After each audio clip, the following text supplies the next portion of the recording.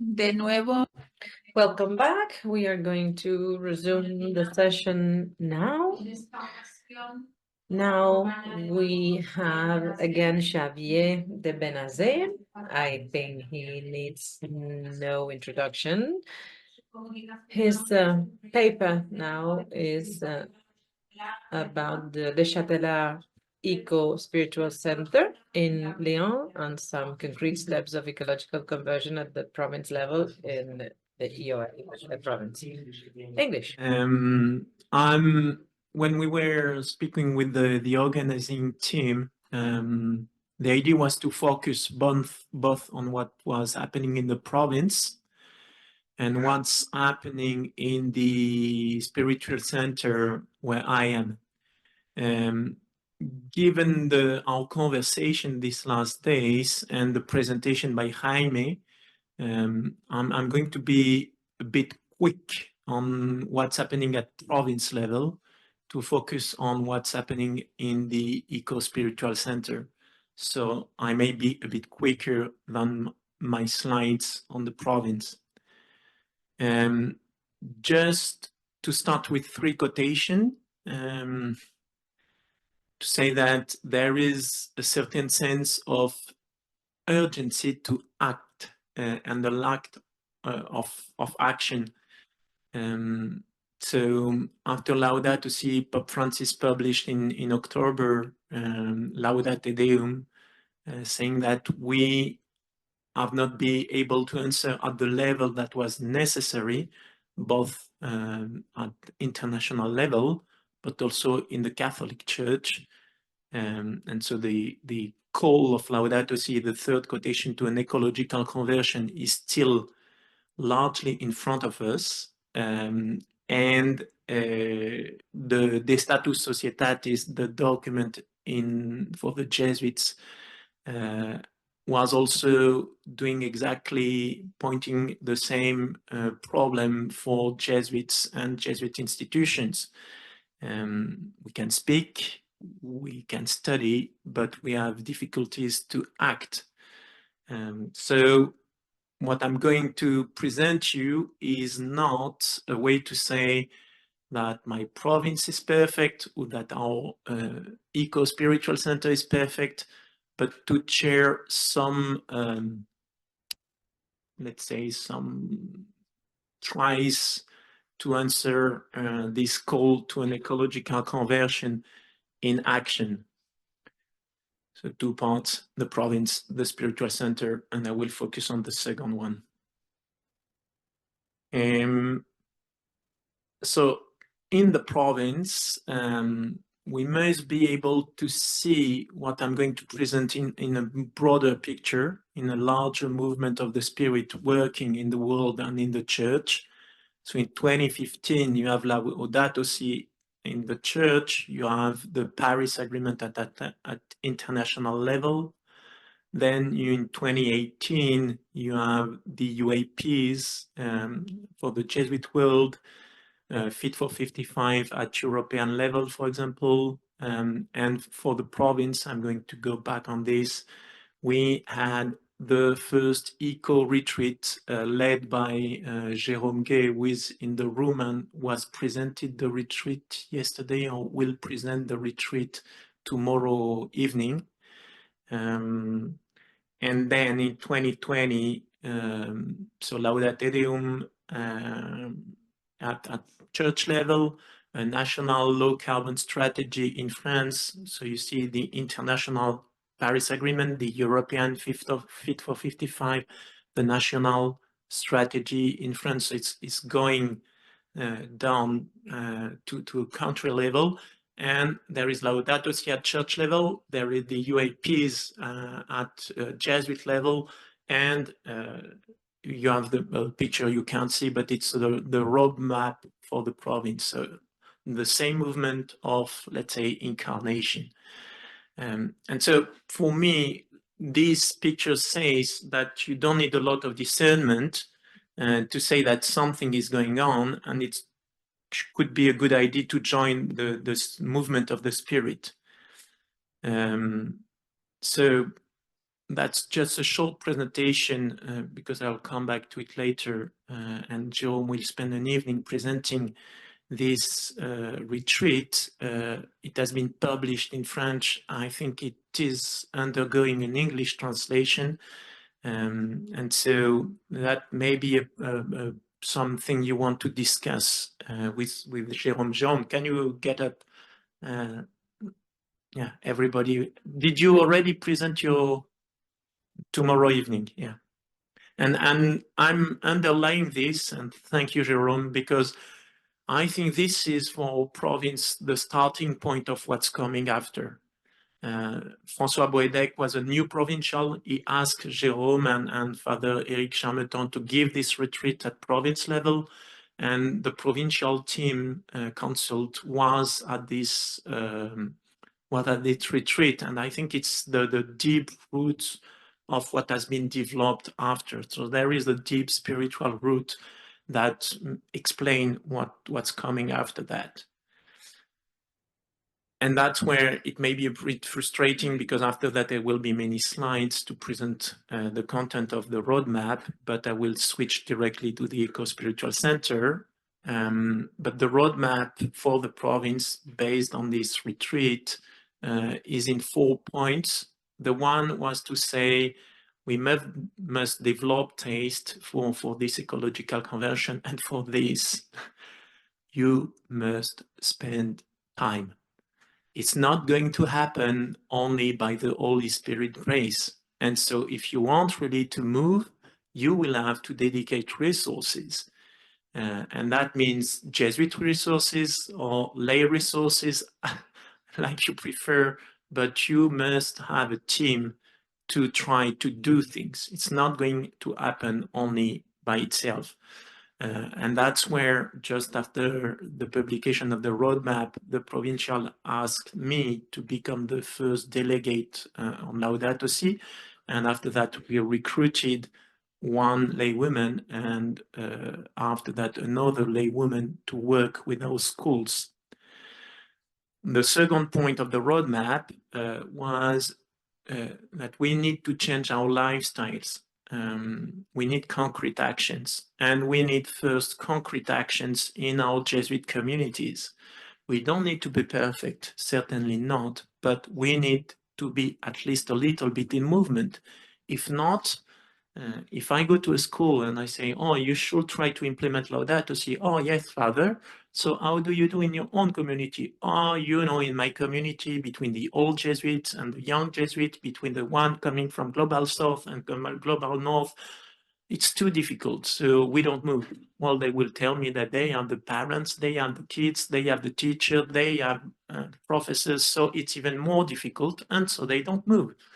So that was why we started with the communities, and we started by developing a carbon auditing project with Jesk, with Felipe, who is at the end of the room. So we have a tool now at European level that allows communities and provinces and also institutions to measure their carbon footprint. And this is a good way to raise awareness when you go and you measure carbon footprints with Jesuits or with a school. And it's also a good place for common discernment, because my impression is that in the Jesuit world and in the church world, at least in France and Belgium, we love spiritual inputs, spiritual stories. So in a general world, let's say, qualitative approach, and we are not so fond of quantitative approaches. And I totally understand why, because our world is sick of quantitative data. Yet, I think the danger for us, at least on these topics, is that we lack quantitative data. And you can spend a lot of time in a Jesuit community to fight over the idea of putting one more green plant in the hole. It will take space, but yeah, it will connect us with creation, and you can spend time fighting over the green plant you want to add in the hole.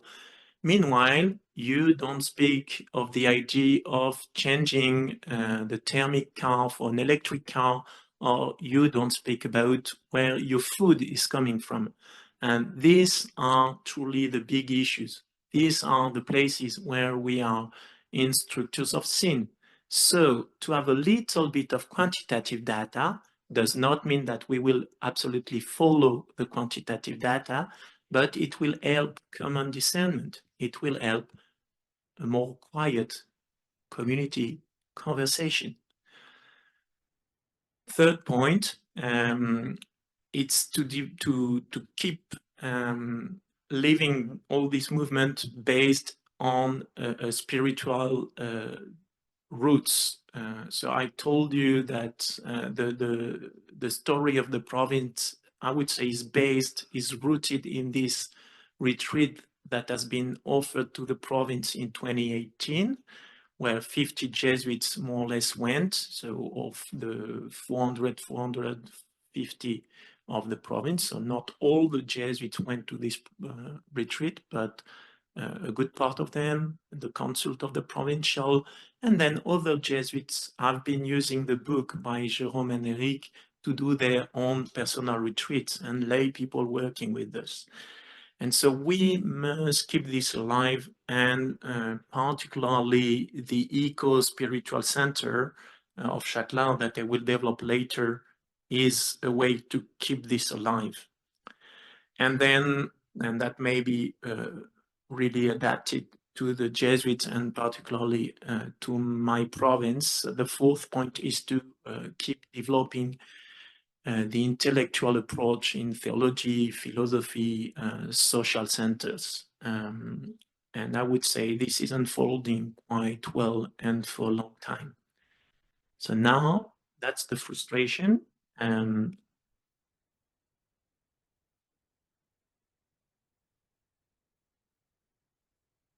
Here we are. So I would say that, so Le Chatelard is this house you see. It's close by Lyon in the center of France. It's been a Jesuit spiritual center for almost 100 years. It has 36 hectares of land and forest just outside the city, so it's really, really amazing. People can come from the city center in 40 minutes by city bus, and they are in the middle of the wilderness. I would not say so, but 36 hectares of wood and land is a real gift and really easy to access. What was the deep inspiration of the provincial when we asked me and we asked us as a team to start the discernment 2 years ago about an eco-spiritual center? He didn't know what would that mean, but there were two questions, two intuitions. One was, so that the two questions you have written here, how can we bring Christian spiritual depth to the general transition movement? We have a lot to learn from people who have already doing great things in this field of transition, largely before us and before Laudato Si. So Catholics and Christians should not come saying, well, we have the Green Book and we're going to tell you what to do. We have a lot to learn from others, but what we may bring to this difficult road is a spiritual path, is hope. So how can we bring this to the general transition movement? And inside this, how do we, Ignatians, Jesuits, can bring the wisdom of the spiritual exercises and of discernment to Christians that may after that join the general transition movement? Because you have Christians like other secular persons that are seeing what's happening and then asking So what should I do? Quid agendum? This is not a new question, of course, but the context is so particular that it should be accompanied and experienced in a particular framework. And what has been evoked yesterday in our plenary assembly, also with, for example, spiritual directors who can listen to the questions of the people. And that may need some work for the spiritual directors to hear the new cry of the spirit in the heart and the discernment of Christian in the Anthropocene. So we had, and that's been a great gift, we had 1 year of discernment. 2022, 2023 was a full year of discernment. Should we do an Ecospiritual Center? And if yes, should we do it at Chatelard? And this has been amazing. And we were, so I had half of my time. One Jesuit doing his regency was half time with me. And the lay director was just taken over from the Jesuits, the direction of the center, and 1/3 of his time to be with us. So 3 guys in the core team, and very quickly 20 to 30 volunteers who joined us in the different thematic groups. And this has allowed us in 1 year to encounter 300 people or institutions in the church, outside the church, locally, globally. I had the opportunity to visit Felix in Guinea, we heard about just after, when I went to Casaveia in Portugal to visit other Ignatian Eco-Spiritual Center, let's say. We went to a Buddhist Eco-Spiritual Center, to an Hindu Eco-Spiritual Center, to learn and discern. At the end of the day, we suggested to the board and to the provincial that it would be good to do an Eco-Spiritual Center based on 3 pillars. And the 3 P's: place, peoples, and program. I will be quick on the place and the persons and focus more on the program. The place includes to care for the biodiversity. So we planted 650 meters of hedges. We dug 2 new camps, renewed an old one. We totally changed our food system after 33 years of an industrial company. We re-employed directly cooks, and we switched to 100% local, organic, and seasonal food, mainly vegetarian. We have 3 meals with meat per week. And that's for me a very good example of switching from a structure of sin to a structure of grace. It's a bit too early to say that it works, because the problem is at human level. At the moment in France, it's very difficult to recruit cooks. So the team is okay, but it's still changing. So maybe in 6 weeks, I will tell you that we failed. But at least now we are trying, and we hope it will be a success. And then there will be all the building part, particularly insulation, and changing the heating system from gas to geothermy or to wood. We'll see. That will happen in the coming 3 years. And this corresponds to the second point of the roadmap. You need concrete actions. You need to be, or to try to be coherent. You can't say to people, oh, come and to our place and do a nice eco-spiritual retreat, and you don't know where your food is coming from, or you're spending gas without even thinking about it, because people will come at least with question linked to the Anthropocene, will be looking at these kind of things. And if it's not coherent, and I had young people telling me, I love the Jesuits. You've given us the best of the Christian faith, but I am quite involved in ecology. I have to discern what I'm going to do with my life. And at the moment, I can't go in a Jesuit spiritual center because, and that was mostly because of food, because I've switched to a more conscious way of eating in terms of social and ecological impact. And if I go for 8-day retreats of discernment, I can't stop this. I can't put it into parentheses when I'm precisely coming to discern the deep call of God in my life in the Anthropocene. You can't ask me that. So I don't come to the Jesuit spiritual centers anymore because of the food system. So that's a way to say we must act. Of course, if you want to act, and that's the second pillar, you will need person, you will need people, and you will need to embark the employees, the Jesuits, the volunteers, and this, I mean, is quite common. It's change management with people already there, and it's very nice. It has the particularity to be a spiritual center, and so you must be able to explain and to give food at spiritual level to this community of people who have been supporting the center for the past decade. I mean, I'm a totally newborn for a good part of them, so I can't arrive and say, "Oh, the provincial told me to change everything, so just follow."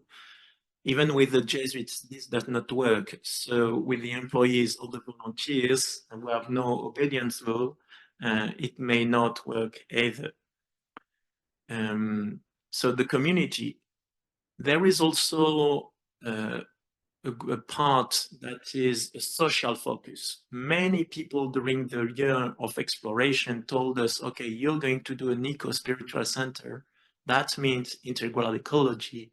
And that means you include all people in some way in the center. And so we are developing different actions to do that. It can be partnerships with NGOs, Christian networks who work with poor people to develop retreats for poor people. Excuse me the terms in English, this may be a bit offending, but let's call it like this. So retreats, welcoming poor people in the center. So we have the Jesuit Refugee Service in France that has developed a program called Welcome. And so we have asylum seekers, we had, and we will have again, asylum seekers coming from some weeks living on site with the Jesuits. I mean, for the moment, there are only Jesuits living on site all year long. And then we are a center of economic activity, so we can include people that are far away from the work market. We can offer them a place within the center, or we can buy the products we need from companies who have this social care. And then the last point for the persons in that we want to have on site in 3 years after the work, after the building work. We want to have a collective of residents where there will not be only Jesuits. And this is coming from my experience at the Campus de la Transition I was telling you before on the first day, where students, professors, volunteers coming to this place were really happy to meet people that were experiencing something of a transition in very different ways. We had anarchists, we had people coming out of big companies and coming for 3 weeks. We had people from the left, people from the right, young and not so young people. And people in general were really happy to meet with other people trying to incarnate their trajectory of transition.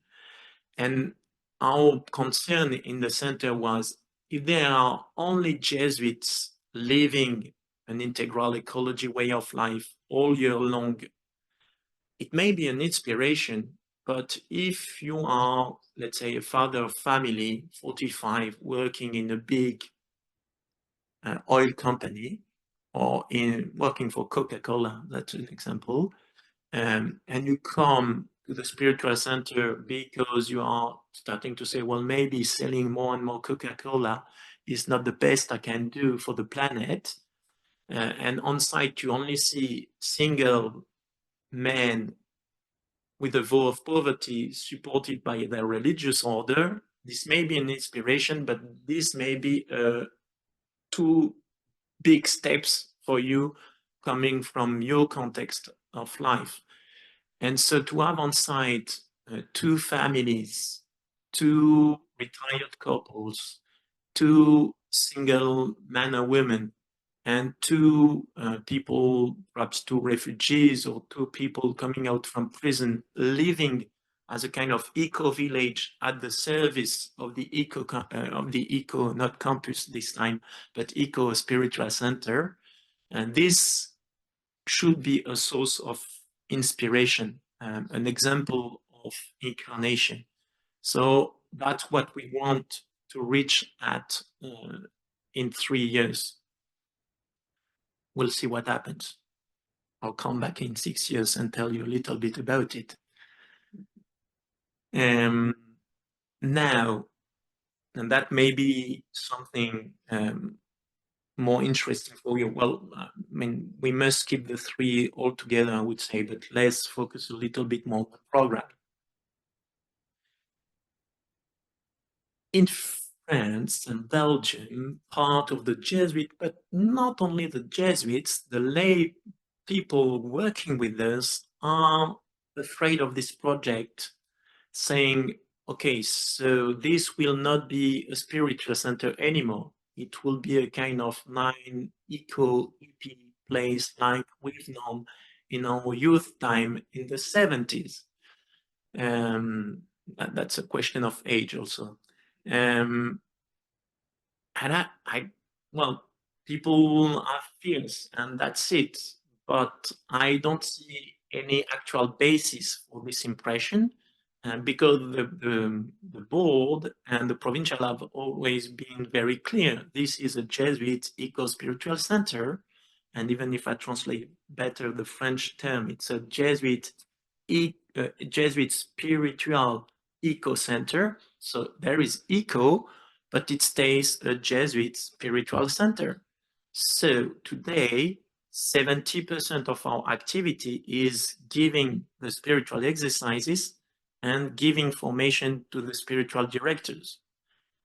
And as far as I know, from the one having the strategic power, the board and the provincial, they intend this to stay so. But that does not mean that the eco center is not impacting this heart of the common home, this heart of the center. Because as you know, in the 6th annotation, Ignatius underlines the importance of the framework. If nothing is happening in prayer for someone, you don't ask about the content of the prayer, you ask for the framework. But the framework allows the spiritual experience. And you don't go into what's happening between the creator and the creator, but you ask about the framework for this encounter. And so with the 2 P's, place and person, you see that we change the framework. And so by changing the framework, we can feel and guess that this may change at least a little bit the spiritual experience that general people will do by joining us, even if they don't come with an eco target. And that's very good. People join eco retreats and God lead them to a totally different area. Great. People come for a general retreat and they may be touched because of the food system and what they read in the corridor or the dining rooms, and may suddenly realize something about structural sin, what we've been speaking of yesterday. And then maybe their retreats will be around this thematic, and God may surprise them and lead them in this subject. So that's for the general program. By changing the framework, you may change the general spiritual experience, not imposing anything. After that, the idea is to develop specific Christian Ignatian eco-retreats. So that's only, I mean, I had some experience before, but it's only a 2 years experience. So we'll see how it unfolds. But this year, in the different kind of retreats we developed, we received more or less 300 people. And it's interesting. So it's a little number. So statistics, you know how you can lie with statistics. But my impression is that of the 300 people, 60% of them are Christians who are already involved in one way or another around the ecological conversion thing. And they come to our place partly because they say, oh, here I can be Christian and eco, because in the French context, they say, with the Christians, I can't be eco, and with the eco, I can't be Christian. So here I am with others, and I can join these two lengths of my life. And they also come to go deeper in their ecological transition and to make it an ecological conversion.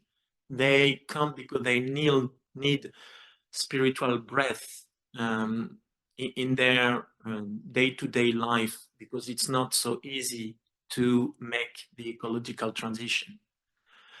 Then 30% of the people who come are Christians that have heard about Laudato Si or about ecological conversion, but are a bit afraid of that. But they feel there may be a call for conversion. And so, in a way, they say, my gate, to come back to the 6 gates, my gate is the dynamis, the spiritual gate. So I come to your center to open this gate with others. And I come to the Jesuits because, for me, it's serious. It's not a kind of eco-mixing new age things. Normally, it's serious and it's linked to the Bible. I'm just giving you their words. And then 10% of the people who come are people very, very far away from the church, or we were saying yesterday, recovering Christians, or either some of them not Christian at all, but in a quest of meaning because of the spiritual crisis, and interested by every kind of wisdom, and why not the Christian one if the Christian one speaks about about ecology. You see the different kinds of retreat we offer. I'm going to develop a little bit more the two first one. So classic Ignatian eco retreats, more original ones, some Ignatian retreats where we have some collective activities or exercises coming from the work that we were speaking of in the evening workshop yesterday on nonviolent communication. We have Christian weekends on different subjects, and this is easy to organize and people love it. It's a short format. And we have biblical eco-retreats, so biblical spiritual directors who have taken the opportunity of the new project to say, my way of doing that is to look at the Bible. So I will offer a biblical eco-retreat. This is just the what the product we've built of Laudato Si and spiritual exercises eco retreat. It's very close to what Jérôme and Eric have developed. So I'm not going to dive into it too deeply, just to underline the fact that I think we can offer in a classical Ignatian retreat exercises outside, prayer with the senses, prayer with the local creatures, deep time walks. Even we did once sending people to pray with the sower that spread the seeds in different types of lands. And the idea was to say to people, so your composition of place will take time, but go outside and look for a dry land, look for a walking path, look for a good earth that will bear fruit. And then be the wheat seed, go to the walking path, and then think about what Jesus did. I mean, make your contemplation on site, moving. And this was with the Franciscan religious sisters, and it was quite incredible how they entered into it. And that was maybe to fit our conversation of yesterday. You see the day 3 is about the structural sin, and the spiritual exercises with the 3 sins, and we try to develop also biblical approaches, Noah and the flood, Babel, the Siloé Tower. But this, I must say, are not so easy. And you see that there are services to the house. So there are concrete activities to care for the common home.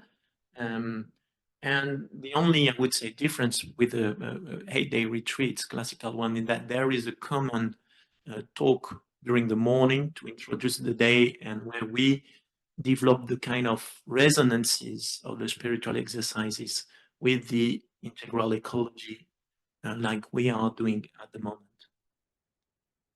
Now, the big, more original retreats we are developing is in dialogue with the work that reconnects. So people who came to the workshop yesterday, and I didn't know that there was going to be something on the work that reconnects in the workshop. But this is a secular eco-psychology method that is a mix between personal time and group activities that intend to help people who are involved around ecology and social issues to be able to keep going. I mean, it's coming from the activist world and from Joanna Macy, now 93, American woman who I mean, had training in psychology, a PhD in systematic theory, coming from a Christian background, a Baptist family, converting to Buddhism when serving Tibetan refugees in Nepal. And she realized in the 80s and 90s that a good part of her activist friends were entering in what we call now a burnout because of overloading their shoulders with saving the world. And so always with other people, they've developed this method that starts with gratitude. So you see the roots of the plant, gratitude. Then you move, it's a spiral dynamic. You move to honoring your pain for the world, seeing with new eyes, and going forth. So I don't have time to develop that, but it's just to say that here, but there may be others.